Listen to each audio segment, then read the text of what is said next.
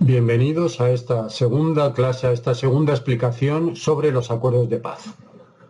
Hoy vamos a hablar, me atrevería a decir, del punto más importante, más emblemático dentro de los acuerdos de paz.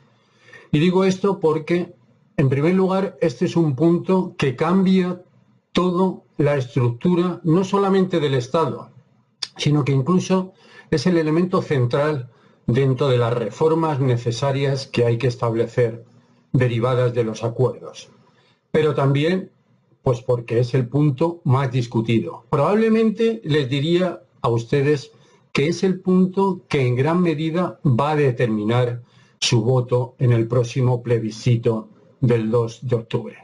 Me estoy refiriendo a ese segundo punto dentro de la negociación del acuerdo referido a participación política, apertura democrática para construir la paz.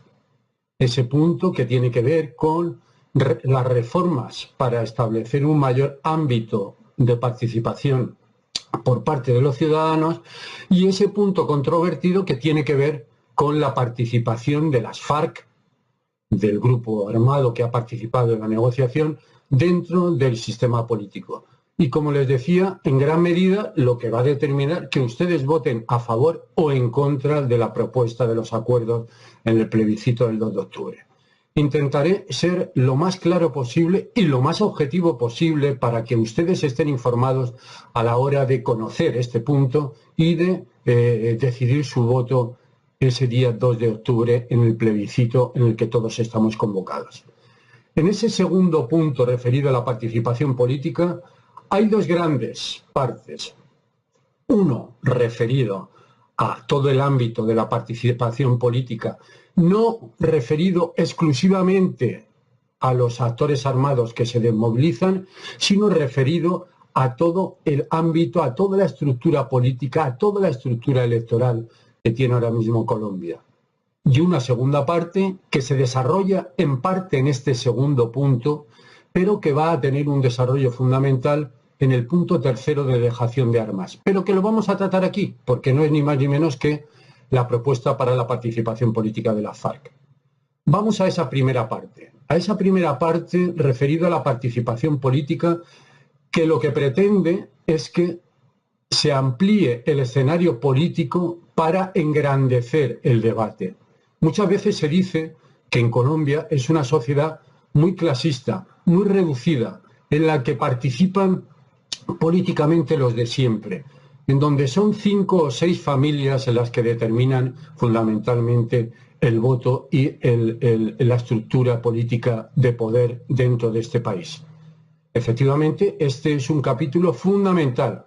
Me atrevería a decir, probablemente es mi preferido como profesor de ciencia política y de relaciones internacionales que soy, que es un punto que, con negociación o sin negociación, era imprescindible para ampliar unas mayores cuotas de igualdad, para ampliar el espacio de participación, para que efectivamente todas esas clases que han estado restringidas a la participación política en Colombia por fin puedan participar. Luego, por lo tanto, ese gran punto de participación política lo que quiere es garantizar nuevos espacios de participación, nuevos ámbitos y grupos de participación. Y fíjense que ese segundo punto dentro del acuerdo habla de ámbitos y de escenarios y de secciones muy concretas. Por ejemplo, habla que es necesario medidas afirmativas para garantizar la participación de las mujeres.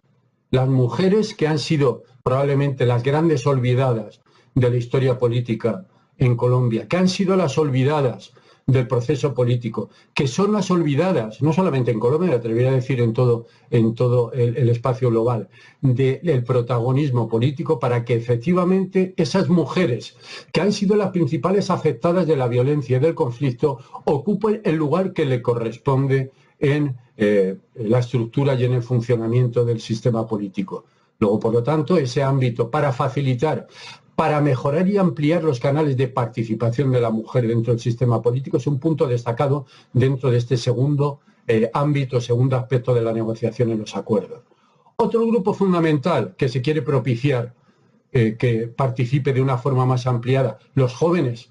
Esos jóvenes que han sido probablemente esa carne de cañón dentro de nuestro conflicto, que han sido los principales afectados también respecto, no solamente como víctimas que han sido, sino que son también en gran parte los olvidados, porque son esos jóvenes los que han tenido que sufrir la falta de oportunidades. Es otro de los ámbitos destacados que el acuerdo dice que hay que propiciar, ampliar su participación en el nuevo escenario político. Otro ámbito fundamental, el medio rural. Esos grupos y esa ciudadanía que son un elemento fundamental, que tienen que ser esa ciudadanía rural, esa ciudadanía muchas veces olvidada en la historia de Colombia, que tienen que ocupar un ámbito destacado y protagonista en el nuevo escenario político que se quiere derivado de los acuerdos de paz. Claro, y ustedes dirán, claro, eso lo puede decir el segundo punto del acuerdo, pero son grandes palabras, son grandes deseos, pero ¿dónde están las obras? Bien, el segundo punto del acuerdo establece también unas garantías de participación. Esto es, unas reformas que son imprescindibles establecer para que pasemos de las palabras de siempre a los hechos derivados como consecuencia del acuerdo. ¿Se acuerdan que yo les decía que este acuerdo se quedará en nada si no establecemos las reformas para que efectivamente esta sociedad sea una sociedad más igualitaria? Bien, esas garantías de participación son fundamentales, fundamentales para garantizar esa igualdad en el funcionamiento y en el peso y en la estructura, en la arquitectura, en la estructura del sistema político. Un elemento fundamental que se piensa ahí es establecer un estatuto de oposición política.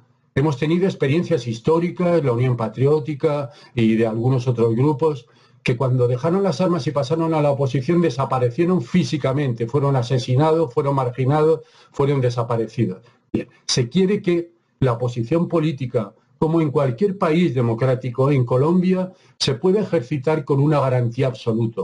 El estatuto de oposición política va a garantizar efectivamente que esos que probablemente en un momento determinado ocuparon un lugar como elementos armados, pero que hoy por hoy han dejado las armas y quieren entrar en armonía en el funcionamiento del sistema político, pueden hacerlo con las garantías fundamentales y dentro de ello el derecho a la vida es la garantía fundamental para ese ejercicio político de la oposición. Y ustedes dirán, bien, todo esto está muy bien, pero las garantías para ampliar la participación a otras personas, a otros ámbitos, mujeres, jóvenes, medio rural, a otras personas, no sirve de nada si no se tienen los recursos públicos destinados para esa participación. Cierto, por eso se establece recursos. El segundo punto del acuerdo establece la necesidad de nuevos recursos para la constitución de nuevos grupos, coaliciones, partidos políticos, grupos ciudadanos que puedan, si no tienen los recursos que vienen derivados por su propio bolsillo, puedan participar y puedan establecerse para ocupar un lugar fundamental dentro del sistema político. Y ustedes dirán, todo eso está muy bien, el estatuto de la oposición, los recursos públicos está muy bien, pero es que tenemos una ley electoral que es un corset, es un dique. ¿Qué es lo que propicia? Propicia que sean siempre las mismas personas, que sean siempre los mismos partidos, que sean siempre las mismas familias. Efectivamente, el segundo punto del acuerdo establece que es necesario una reforma integral de la ley electoral, una reforma que tienda a establecer un sistema más federal, más descentralizado, para que nuestros departamentos y nuestros municipios, nuestras alcaldías y nuestras veredas puedan tener un mayor peso político y un mayor peso electoral. Luego, por lo tanto, esa reforma integral de la ley electoral tiene que ver con la estructura del Estado, una estructura más ágil, más descentralizada. Pero también, y esto es un elemento fundamental, para que el medio rural, esas zonas que no viven en las grandes ciudades, puedan tener unos ámbitos de participación más importantes dentro de la vida política. Y les diré que si yo tuviera que escoger un punto destacado dentro de este ámbito de participación política, es aquel que dice que la ley electoral y las nuevas leyes en Colombia tienen que asegurar que la ciudadanía colombiana y sobre todo la ciudadanía en el medio rural sean el centro de las políticas públicas que se tengan que establecer en Colombia. Y que esa ciudadanía y su participación activa sean el centro también de los planes de desarrollo. Todo el mundo habla de la ciudadanía y todo el mundo habla de los planes del desarrollo de los colombianos, pero hay que asegurar que efectivamente esa ciudadanía y esos colombianos participen de una forma directa en nuestras políticas públicas. Bien, el punto segundo del acuerdo dice que la ley electoral y las leyes en Colombia tienen que asegurar una nueva forma de establecer y elaborar las políticas públicas en Colombia. Fíjense, yo que explico políticas públicas, sin duda es mi punto destacado y preferido dentro del acuerdo de paz. La ciudadanía colombiana tiene que ser el principio y fin de los planes de desarrollo de las políticas públicas. Y eso hay que establecerlo en ley. Bien. Hay otro punto destacado para que efectivamente puedan participar más nuestros colombianos. Es aquel que tiene que ver con las reformas en el acceso al sistema político. Hay una serie de criterios que permiten el por qué un partido político o una persona puede presentarse o no como candidato. Hay que abrir esos criterios restrictivos. Hay que establecer criterios que sean más abiertos. Quitar, por ejemplo, la representación personal que nos pedían para podernos presentar. Quitar, por ejemplo, esos criterios que establecían unos umbrales. Tiene usted que asegurar que en unas elecciones saca más de un 3% para volver a presentarse. No. Vamos a establecer los criterios que todos los países democráticos tienen establecidos, que no son ni más ni menos que la presentación de unas firmas. Quitar los criterios económicos. Aquí solamente se podían presentar aquellos que podían asegurar unos medios económicos. No. Asegurar las firmas, los apoyos que se tengan y solamente establecer unos criterios éticos, unos valores éticos de aceptación de ese grupo que se presenta o de esa persona que se presenta. Esto es, hay que eliminar esos límites, esos criterios selectivos para la participación. Otro punto destacado, otro de mis favoritos. Se quiere establecer un plan nacional, un plan departamental y un plan municipal, un plan para las alcaldías que apoya a los veedores ciudadanos. Los veedores ciudadanos a partir de este momento, a partir del acuerdo, van a tener una consideración central. La voz de la ciudadanía, los veedores ciudadanos, los que van a controlar el funcionamiento del sistema administrativo, del sistema político, van a tener un estatuto especial. Porque lo que se quiere es que esos veedores sean los garantes en este criterio de igualdad y ampliación en el funcionamiento del sistema político. Y para que efectivamente el elemento fundamental que corroe, que pudre el sistema político, que pudre nuestro Estado colombiano, no es otro que el de la corrupción. Luego, por lo tanto, la corrupción tenía que estar, los elementos anticorrupción tenían que ocupar un lugar central en el acuerdo. En este segundo punto del acuerdo de paz, se dice que los observatorios de transparencia, esto es, esas instituciones que velan porque efectivamente nuestros recursos se ejecuten y se hagan de forma limpia, dando cuentas y explicaciones de dónde está la plata y de para qué se utiliza, que la propia ciudadanía y nuestros veedores puedan y los nuevos observatorios de transparencia que los acuerdos establecen ocupen un lugar fundamental en la rendición de cuentas que todo servidor público tiene que dar a la hora de ejecutar nuestra plata, a la hora de ejecutar nuestros recursos. Ese es un elemento importante, fundamental para luchar contra la corrupción. Como les decía, esta parte general dentro de este segundo punto referido a la participación política, a los nuevos ámbitos de apertura para la construcción de la paz, son fundamentales. Y como les decía, me atrevo a decir que con acuerdo de paz o sin acuerdo de paz era una reforma imprescindible para asegurar unas mayores cuotas de igualdad, un mayor ámbito de igualdad de oportunidades para todos los colombianos a la hora de estructurar, elegir a sus líderes políticos y tener un papel activo en el ámbito de la política. Vamos a hablar ahora del elemento más controvertido. El elemento más controvertido es aquel que Se recoge gran parte de él en el tercer punto referido al fin del conflicto, pero es un elemento fundamental, la preocupación de todos ustedes respecto a qué va a pasar con las FARC en ese ámbito de la participación política. ¿Qué vamos a hacer con las FARC en ese ámbito de la participación política? Bien, ese tercer punto referido al fin del conflicto establece o ha considerado que era fundamental pasar de la guerra, pasar del ejercicio de las balas al ejercicio de los votos.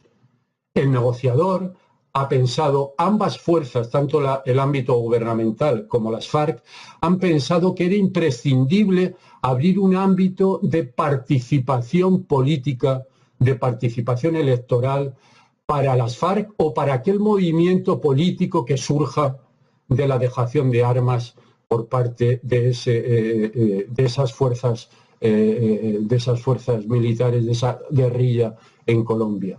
Se ha pensado que, como ellos en este momento no tienen un papel fundamental ni protagónico en la estructura del Estado, era necesario, hasta las elecciones del 2018, era necesario abrir 10 curules, 5 en Senado y 5 en Cámara, para que pudieran, a partir de las elecciones del 2018, tener una representación tanto en Senado como en Cámara. Y antes de las elecciones del 2018, esto es de forma inmediata, ese movimiento político que surja de la desmovilización de las FARC pudiera tener portavoces en el Congreso con voz pero sin voto. Luego, por lo tanto, para antes del 2018, la propuesta que establece de participación política de las FARC es que puedan tener voz pero sin voto en el Congreso, tanto en Cámara como en Senado. Y para después del 2018, durante 2 periodos, van a tener, se aseguran, 10 curules, 10 congresistas, 5 en Senado y 5 en Cámara. Bien, el primer comentario es que esta representación es idéntica a la representación que tuvo la Unión Patriótica en su desmovilización. Luego, por lo tanto, aquellos argumentos que dicen no, es que esto es exagerado, etcétera, etcétera, es idéntico al que se dio la Unión Patriótica. Bien. Ante estas propuestas respecto a la participación de las FARC, hay 2 argumentos. 2 argumentos que ya saben ustedes son argumentos enfrentados. Y son argumentos que gran parte de ustedes, unos van a estar en un sitio y otros van a estar en otro. Me adelantaré a decir que los 2 argumentos tienen parte de razón. Nosotros, esto es yo como profesor del Instituto de Altos Estudios Europeos, nosotros como europeos, hay que decir que desde un ámbito de neutralidad, tanto los argumentos que defienden que es necesario abrir un ámbito de participación a las FARC, sea cual sea el criterio, tanto ahora como durante 2 periodos después del 2018, para asegurar que efectivamente esa gente pueda tener un ámbito de participación y que esté a nuestro lado. El que ha sido un enemigo histórico pase a ser un socio de construcción dentro del Congreso. Esto es el argumento que decían nuestros abuelos. Es preferible tener al enemigo cerca, al enemigo participando, que no en el monte dando tralla y dando tiros. Bien, ese sería un argumento. El argumento del gobierno y de la FARC en la mesa de negociación. Y hay otro argumento que dice que ese grupo armado no se ha merecido ni ética, ni por su comportamiento, ni por el dolor que ha producido a esta sociedad.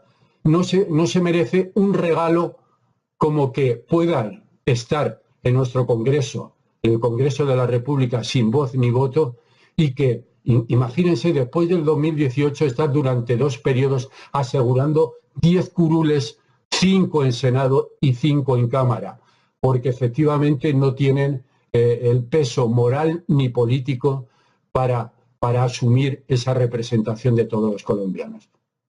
Esos 2 argumentos tienen una parte de razón.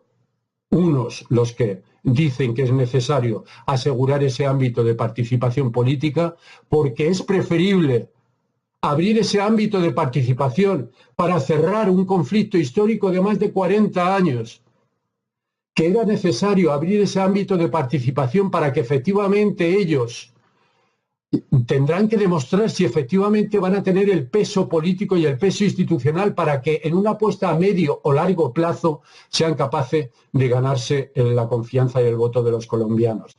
Ese argumento que está en la línea de asegurar que efectivamente es preferible pagar ese precio de participación política que pagar las muertes, seguir pagando las muertes y el desgaste que tiene y ha tenido históricamente el conflicto en este país. Esa apuesta que dice que es preferible pensar en nuestros colombianos, en nuestros hijos y en nuestros nietos, pagar este precio para que efectivamente podamos cerrar esa herida terrible que ha tenido ese coste histórico para Colombia.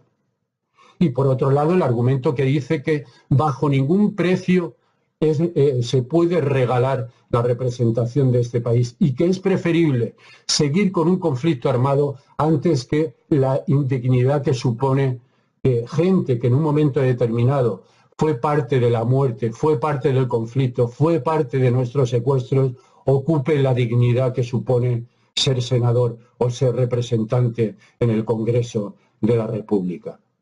Ustedes se van a encontrar en esta tesitura. Van a tener que optar si es preferible pagar ese precio para cerrar esta herida histórica o si no hay que pagar en ningún caso ese precio y hay que seguir con el conflicto. Ustedes se encuentran en esa tesitura y en esa decisión. El día 2 de octubre tendrán que decidir si pagar ese precio o no pagar ese precio. Pero ya estén en una postura o estén en otra, las dos, subrayo, son posturas defendibles electoral y políticamente, más allá de los valores éticos y morales que podamos tener cada uno de los colombianos, ambas son defendibles. Más allá que tengan una o tengan otra, es fundamental que estén informados. Ese es el objetivo fundamental que han tenido estas palabras explicativas, que tienen estas lecciones que desarrollamos desde el Instituto de Altos Estudios Europeos. Decidan una o decidan otra, decídanla con responsabilidad, pero sobre todo, decídanla estando muy informados. Adelante, hasta la próxima clase.